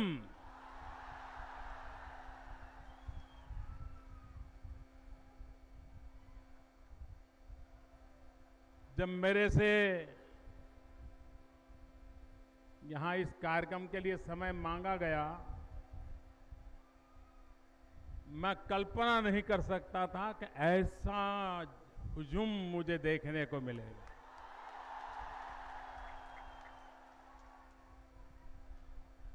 जहां भी मेरी नजर पहुंच रही है, माथे ही माथे नजर आ रहे हैं।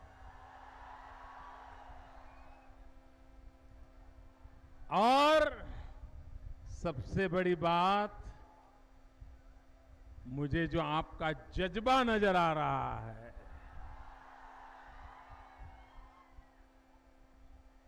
सारे पॉलिटिकल पंडित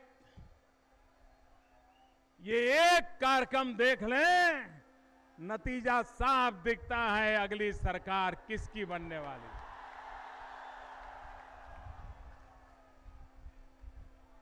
भाइयों बहनों,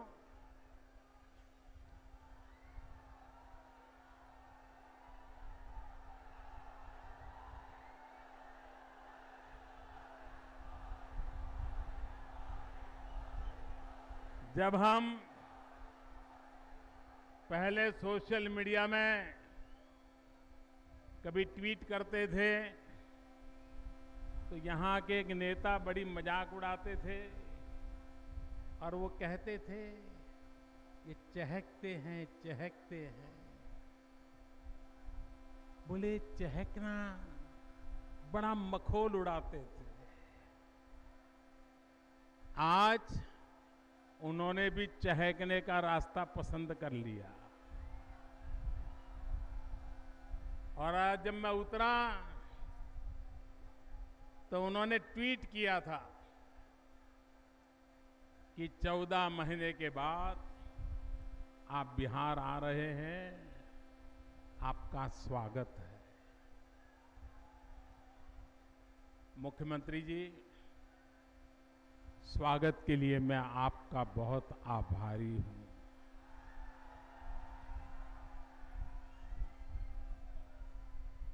वक्त कैसे बदलता है और बदले हुए व्यक्ति का अंजाम कैसा होता है। वो भी एक वक्त था, वो कहा करते थे हमारे पास एक मोदी है, दूसरे मोदी की क्या जरूरत है। बिहार में आपको आने की क्या आवश्यकता है, आप बिहार मत आइए। और आज देखिए अपनों का विरह कितना परेशान करता है, अपनों की दूरी कैसी बेचैनी है। पिछले 10 साल के जो प्रधानमंत्री थे वो 10 साल में एक बार हवाई निरीक्षण करने आए थे और मेरा 14 महीना का विरह भी यहां के मुख्यमंत्री को परेशान कर रहा है, दुखी कर रहा है। एक एक दिन कितना भारी गया होगा उनका। अपनों से जब इतना प्यार होता है, इतना लगाव होता है, तो उनकी जरा दूरी मुश्किल ही करती है। लेकिन आप चिंता मत कीजिए, मैं अब आ गया हूं।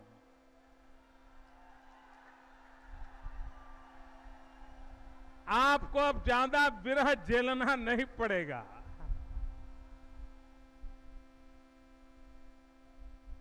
भाइयों बहनों, मैं आपसे पूछना चाहता हूं, आप जवाब दोगे? आपको लगता है कि बिहार में बदलाव होना चाहिए, हालात बदलने चाहिए, स्थिति बदलनी चाहिए, अंधेरे से उजाला होना चाहिए, बेरोजगारी से रोजगारी आनी चाहिए, गुंडागर्दी से मुक्ति चाहिए, सुख शांति की जिंदगी चाहिए। अगर भाइयों बहनों, अगर ये चाहिए तो मुझे सेवा करने का अवसर दीजिए।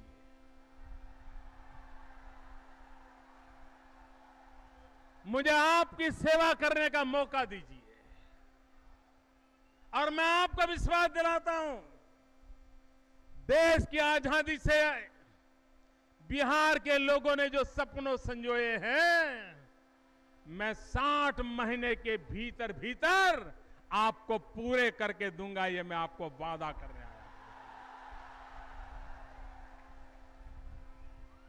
हम जिम्मेवारियों से भागने वाले लोग नहीं हैं, हम जिम्मेवारियों को लेने वाले लोग हैं।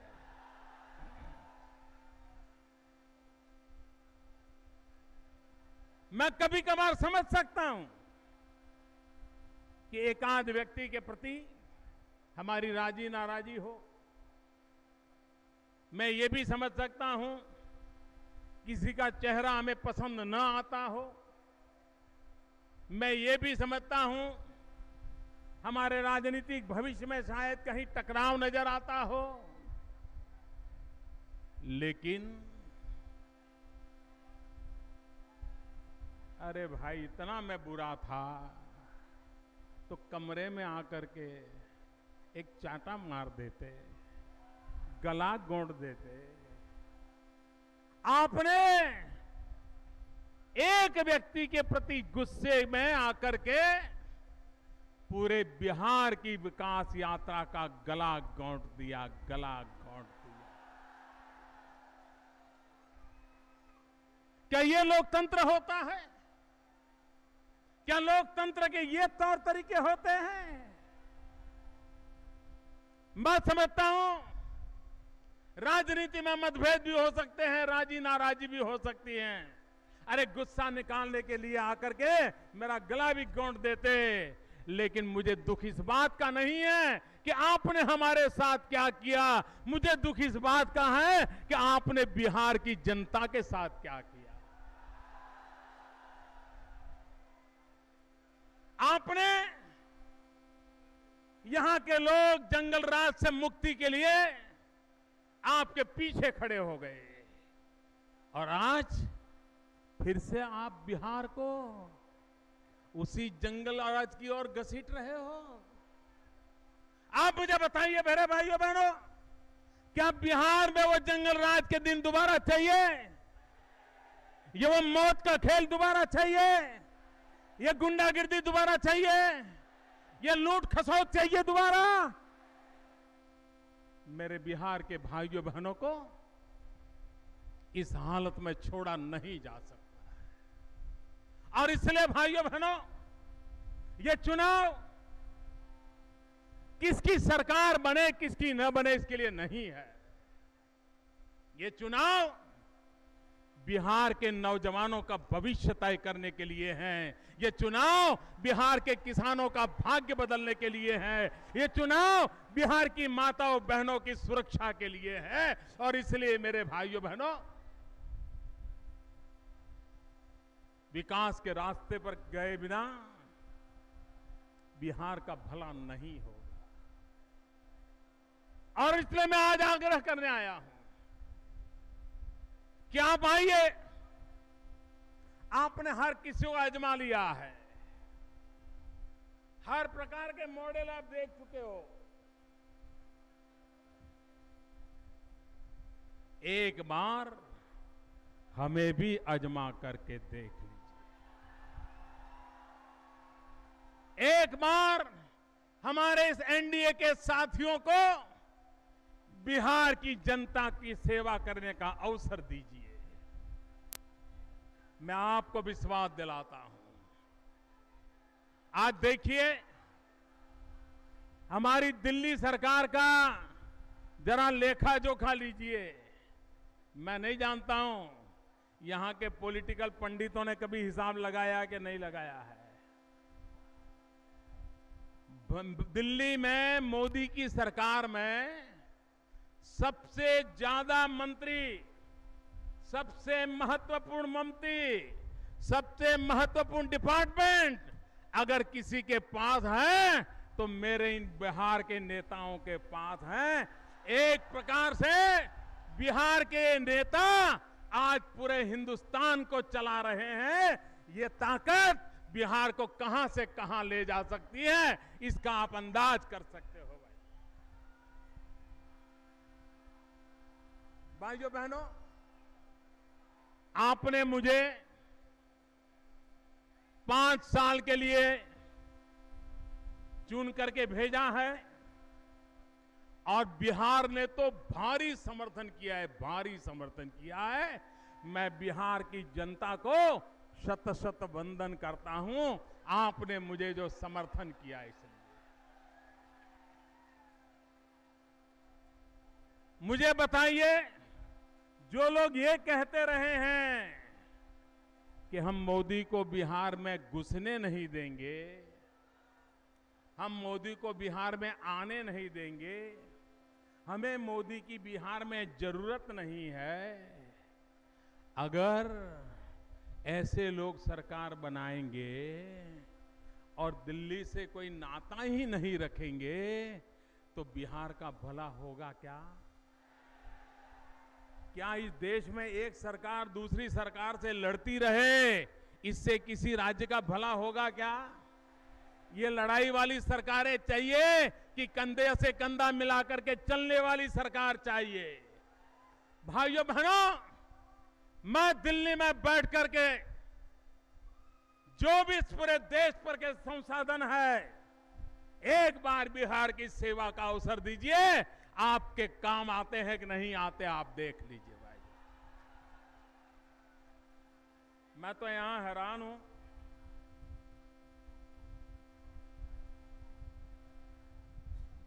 मेरा जन्म गुजरात की धरती पर हुआ, द्वारकाधीश गुजरात में है, भगवान श्री कृष्ण गुजरात के लोगों के आराध्य देव हैं।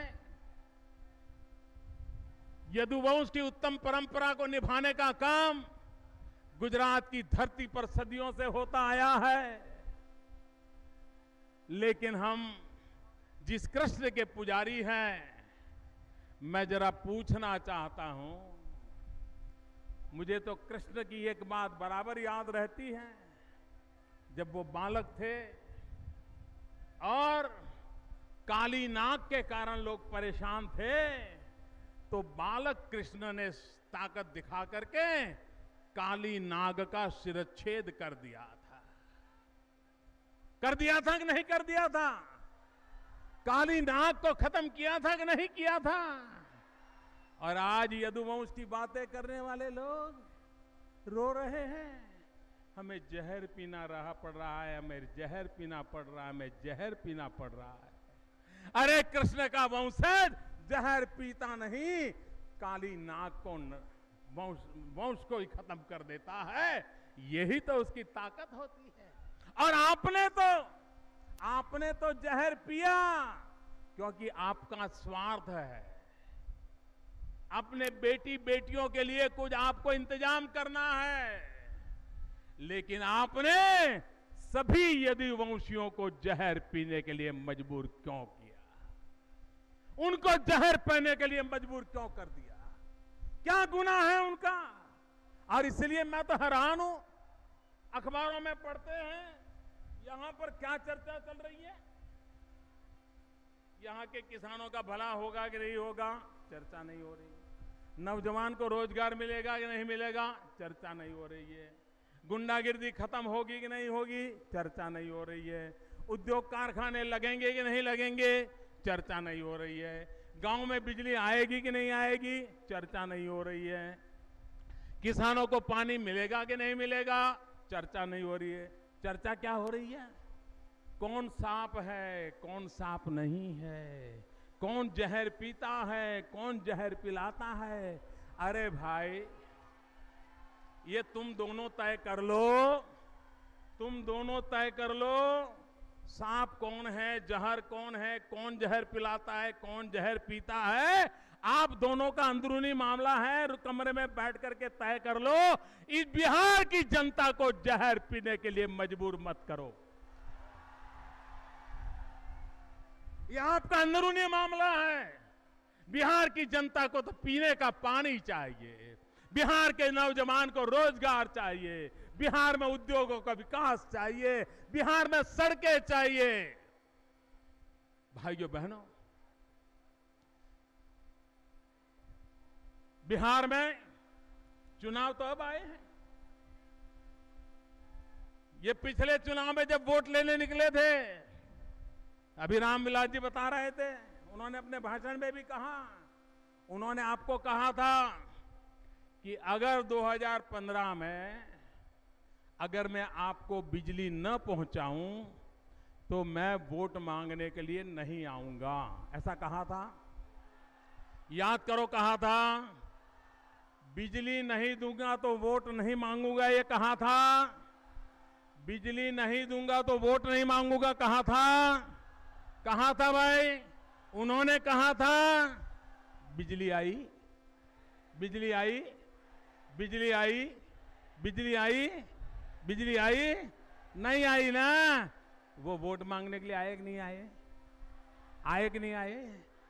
आपका भरोसा तोड़ा कि नहीं तोड़ा? आपका भरोसा तोड़ा कि नहीं तोड़ा? आपकी पीठ में छुरा भोंका कि नहीं भोंका? अरे हमारी छोड़ो, आपके भी पीठ में छुरा भोंकना, ये जिन लोगों के कारनामे रहे हैं, ऐसे लोगों पर दोबारा भरोसा नहीं किया जा सकता। ऐसे लोगों पर दोबारा भरोसा नहीं किया जा सकता। और इसलिए भाइयों बहनों, मैं आज आपसे आग्रह करने आया हूं, बिहार का भाग्य बदलने के लिए। बिहार के पास न सिर्फ बिहार का भाग्य बदलने के लिए, लेकिन बिहार के पास पूरे हिंदुस्तान का भाग्य बदलने की ताकत है मेरे भाइयों बहनों, पूरे हिंदुस्तान का। इतने प्राकृतिक संसाधन है, इतने उत्तम प्रकार का मानव बल है, इतनी महान शक्ति का स्रोत है, जो कभी सदियों पहले पूरा देश जिस धरती के लिए गर्व करता था, उस धरती के संतानों में आज भी वो ताकत है हिंदुस्तान को गर्व दिलाने की। वो मुझे पुनः वापस लाना है भाई, वो मुझे पुनः वापस लाना है। और इसलिए मैं आपके पास आया हूं भाइयों बहनों। अब सवाल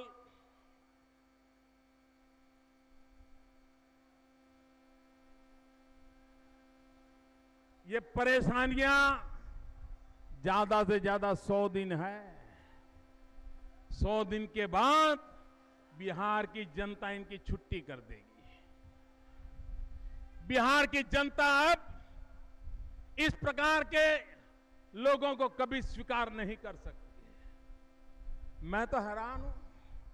एक बार मैं पटना आया था, हमारी पार्टी की कार्य समिति की मीटिंग थी, और यहां के मुख्यमंत्री ने हमको खाने पर बुलाया था। अब हमारी थाली उन्होंने छीन ली। भोजन पे बुला करके कभी कोई थाली छीन लेता है क्या? कोई थाली छीन लेता है क्या? ये लालू जी कह रहे मैं आज जहर पी रहा हूं, मैंने तो उस दिन भी जहर पिया था। और तब मेरे मन को जरा चोट पहुंची थी। क्या राजनीति में इतनी छुआछूत? क्या सार्वजनिक जीवन के ये संस्कार कि टेबल पर परोसी हुई थाली खींच लेना? मेरे मन को बड़ी चोट पहुंची थी। मैं कभी बोला नहीं कभी उसका मला रखा, मैंने मन में रखा ठीक है भाई। लेकिन जब जीतन राम मांझी पर जुल्म हुआ तो मैं बेचैन हो गया। मुझे लगा अरे मोदी का क्या क्लास है, उसकी तो थाली खींच ली, एक चाय वाले के बेटे की थाली खींच ले, गरीब के बेटे की थाली खींच ले, लेकिन एक महादलित की तो सारी की सारी पूंजी, सारा पुण्य खींच करके ले लिया। भाइयों बहनों, तब मुझे लगा कि शायद डीएनए में ही कोई गड़बड़ है।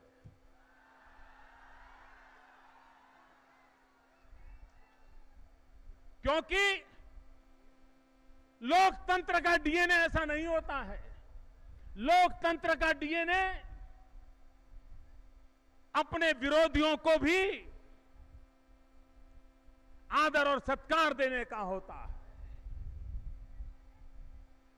लेकिन भाइयों बहनों, इन्होंने जो लोकतंत्र सीखा है, इन्होंने जो लोकतंत्र चलाया है, जिसमें जॉर्ज फर्नांडिस का क्या हुआ, इसी धरती से जुड़े थे जॉर्ज फर्नांडिस, इनके साथ क्या किया गया, सुशील मोदी जो कंधे से कंधा मिला करके दौड़ते थे, उनके साथ क्या किया, ये सारे नेता कभी न कभी उनके साथ कंधे से कंधा मिलाकर के काम किया है, उनके साथ क्या किया?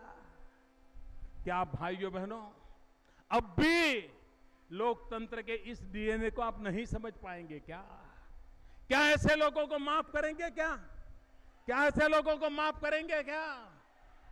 भाइयों बहनों, और इसलिए आज मैं आग्रह से कहने आया हूं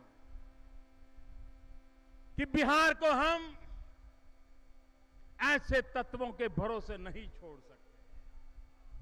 बिहार में दोबारा जंगल राज नहीं आने देंगे, ये बिहार की जनता को शपथ लेना चाहिए।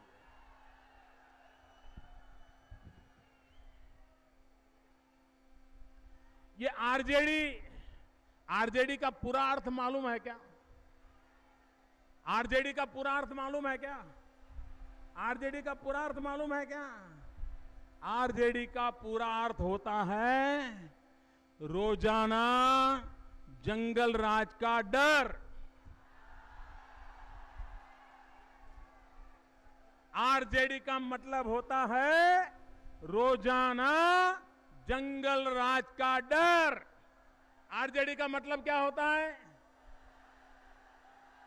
आरजेडी का मतलब आरजेडी का मतलब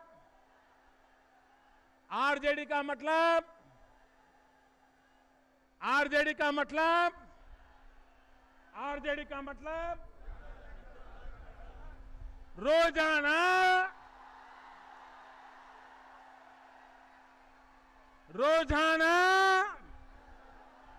जंगल राज का डर। क्या ये रोजाना जंगल राज का डर चाहिए क्या आपको? उस डर से मुक्ति चाहिए कि नहीं चाहिए? और इसलिए भाइयों बहनों, ये चुनाव ये रोजाना जंगल राज के डर से मुक्ति का चुनाव है। ये रोजाना जंगल राज के डर से मुक्ति का चुनाव है। और इसलिए मैं कहने आया हूं मेरे भाइयों बहनों, आप देखिए पहले भी सरकारें हुई, बिहार के साथ क्या हुआ है और हम बिहार के साथ क्या कर रहे हैं। आज मैं अनेक कार्यक्रमों का उद्घाटन करके आया हूं, शिलान्यास करके आया हूं। हजारों करोड़ की बैंड सौगात आज बिहार की धरती को दे करके आया हूं। भाइयों बहनों,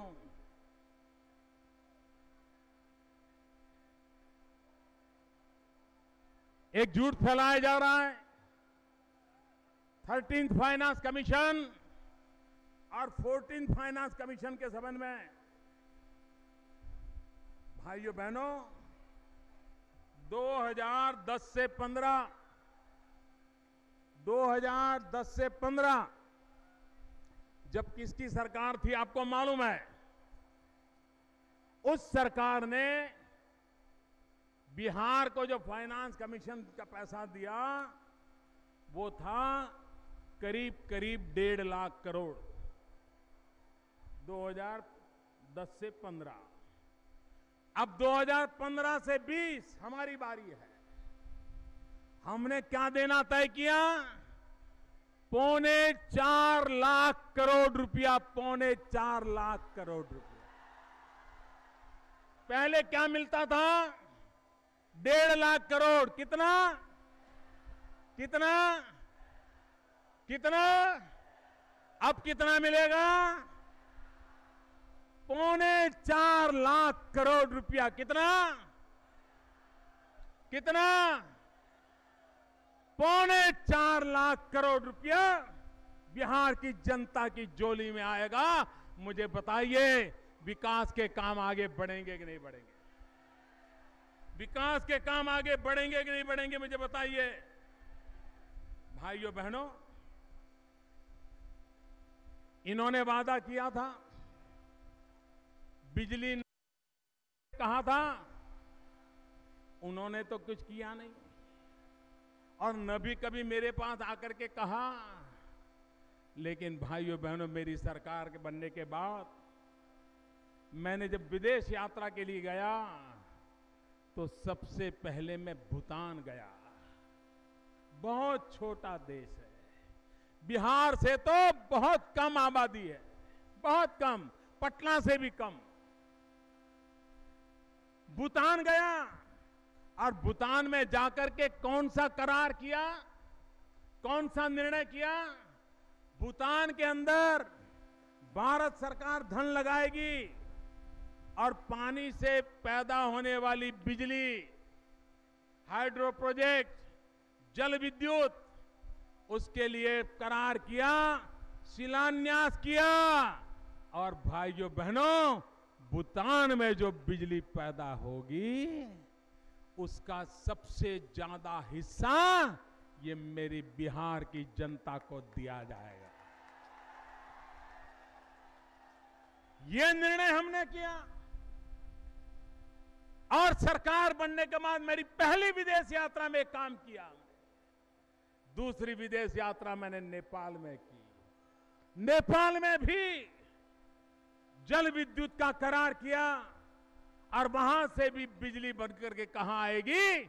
इसी इलाके में आएगी। भाइयों बहनों, मुझे बताइए, आज इतना बड़ा बिहार, 300 मेगावाट बिजली के भी आप मालिक नहीं हो,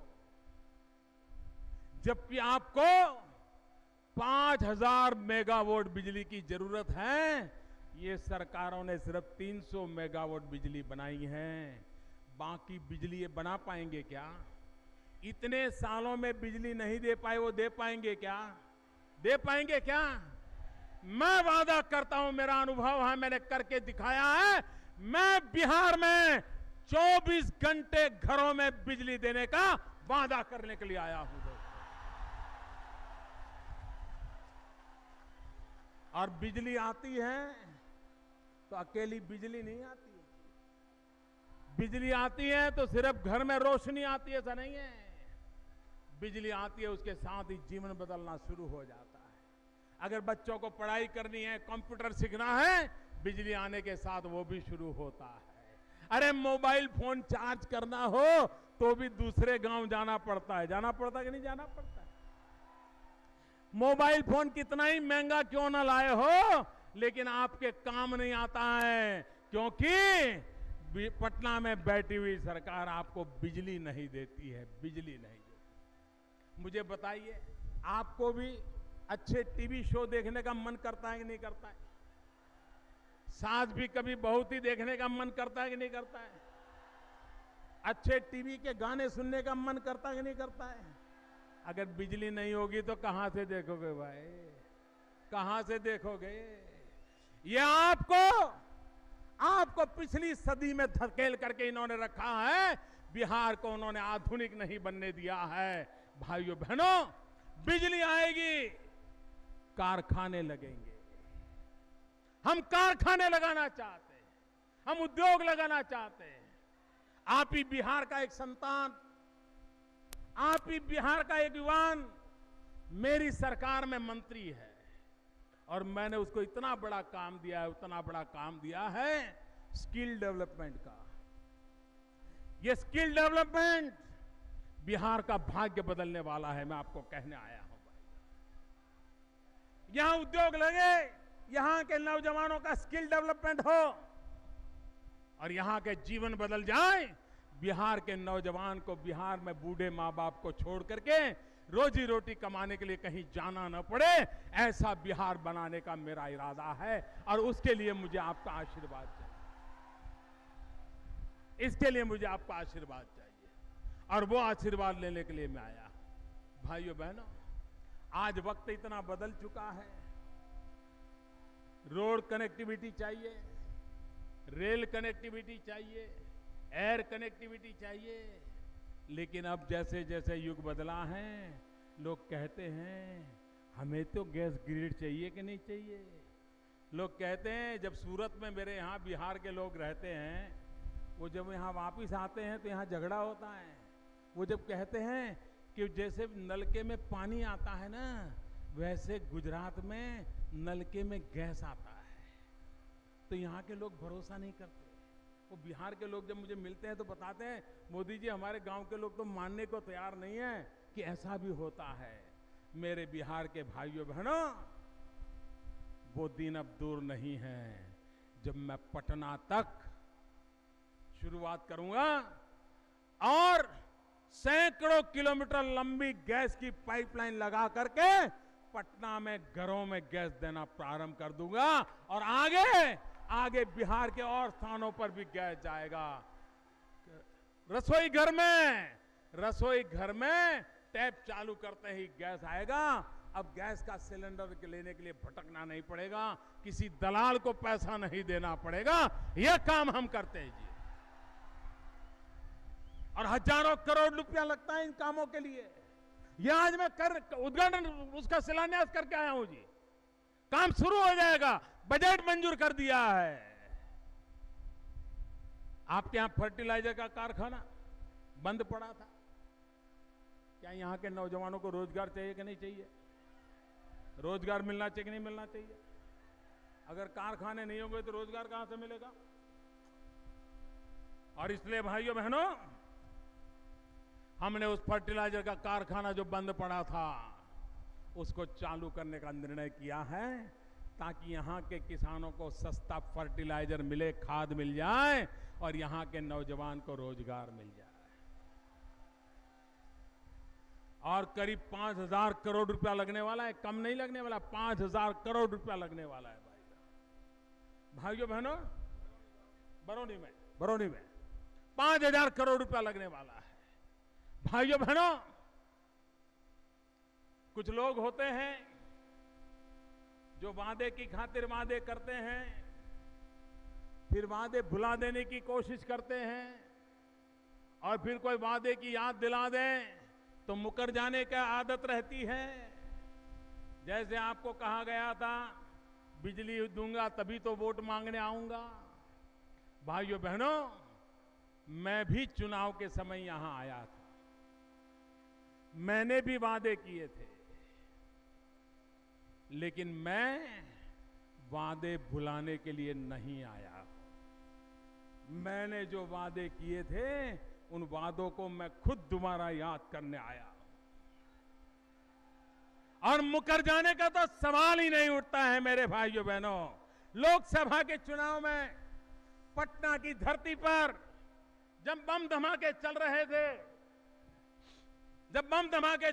थे, लोग मौत के घाट उतार दिए जाते थे, हिंसा के माध्यम से लोकतंत्र का गला दबोचा जा रहा था, उस समय बम धमाकों के बीच डरे बिना, विचलित हुए बिना, गुस्सा व्यक्त किए बिना, नाराजगी व्यक्त किए बिना, पूरे शांत मन से उस सभा को मैंने संबोधित किया था। मौत अंगड़ाई ले रहा था उस मैदान में, लेकिन पूरी स्वस्थता के साथ मैंने बिहार की जनता के साथ संवाद किया था। और ऐसे संकट की घड़ी में भी मैंने कहा था कि दिल्ली में जब हमारी सरकार बनेगी और जब पूरी योजना बनने लगेगी तो हम बिहार को 50,000 करोड़ रुपए का पैकेज देंगे। आपको याद है? नहीं है ना? मैं याद कराता हूं। मैंने वादा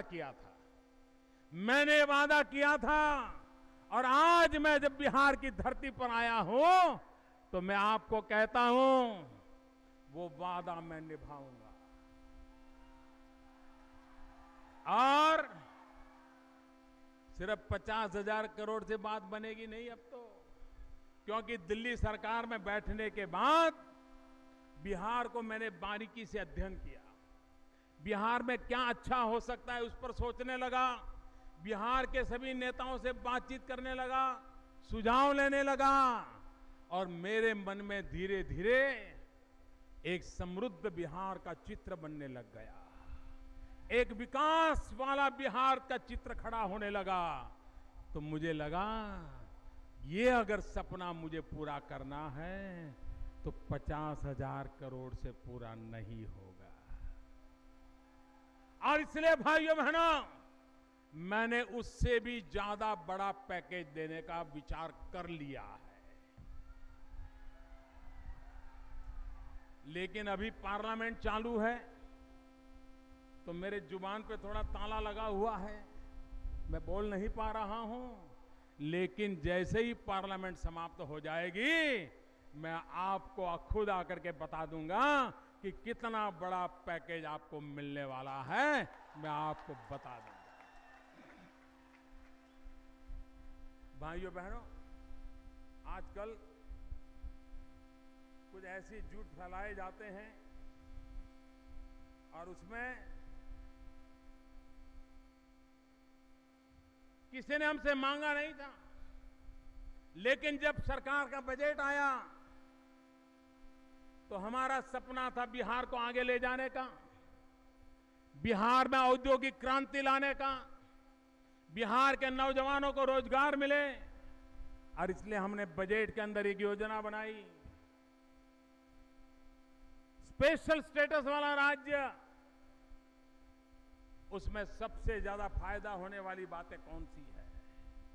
और हमने पाया कि स्पेशल स्टेटस में दो बड़ी महत्वपूर्ण बातें हैं, और हमने तय किया कि जो सबसे बड़ा फायदा है वो बिहार को मिलना चाहिए, बिहार को मिलना चाहिए। और इसलिए मेरे भाइयों बहनों, हमने बिहार के लिए नए इंडस्ट्रियल इन्वेस्टमेंट करने के लिए 15% इन्वेस्टमेंट अलाउंस और 15% का एडिशनल डेप्रिसिएशन अलाउंस, इसमें रिडक्शन का हमने घोषित कर दिया। मैं समझता हूं हिंदुस्तान में स्पेशल कैटेगरी का इतना बड़ा लाभ ये बिहार अगर दम हो तो ले सकता है। कितना बड़ा लाभ मिलेगा इसका आप अंदाज कर सकते हो। बिहार के नौजवानों को रोजगार मिल सकता है, इसका आप अंदाज कर सकते हो। भाइयों बहनों, अभी तो ये शुरुआत है, लेकिन ये जो मैं नजारा देख रहा हूं, इससे मुझे साफ लगता है कि जैसे लोकसभा में आपने मेरा साथ दिया, विधानसभा में भी उससे भी बढ़कर आप मेरा साथ दोगे। और बिहार में भाइयों बहनों, बिहार में इस बार आप निर्णय कर लीजिए, 2/3 बहुमत के साथ ही सरकार बनाएंगे। बनाएंगे? बनाएंगे। 2/3 बहुमत के साथ एक मजबूत सरकार बनाइए। और मुझे बताइए, किसी ट्रैक्टर को एक इंजन लगा हो तो ज्यादा तेज चलता है कि 2 इंजन लगे हो तो ज्यादा तेज चलता है? बताइए, कितने इंजन चाहिए? कितने इंजन चाहिए? कितने इंजन चाहिए? तो आप दिल्ली में तो इंजन आपने दे दिया, अब बिहार में इंजन दे दीजिए। 2 इंजन से बिहार की गाड़ी ऐसी तेज चलेगी भाइयों, पिछले 60 साल में जो नहीं हुआ वो तेज गति से हमारा विकास की यात्रा आगे बढ़ेगी। इसी एक संकल्प के साथ मैं फिर एक बार एनडीए के मेरे सभी साथियों का हृदय से अभिनंदन करता हूं, और बिहार का भाग्य बदलेगा, इस विश्वास के साथ आप सबका बहुत बहुत धन्यवाद।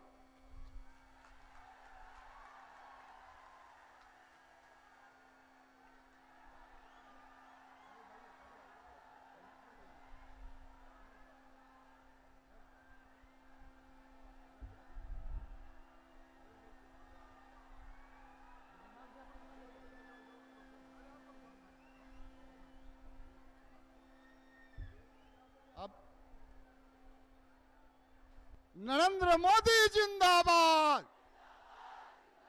नरेंद्र मोदी जिंदाबाद, नरेंद्र मोदी जिंदाबाद, भारत माता की। अब सभा समाप्त की जाती है।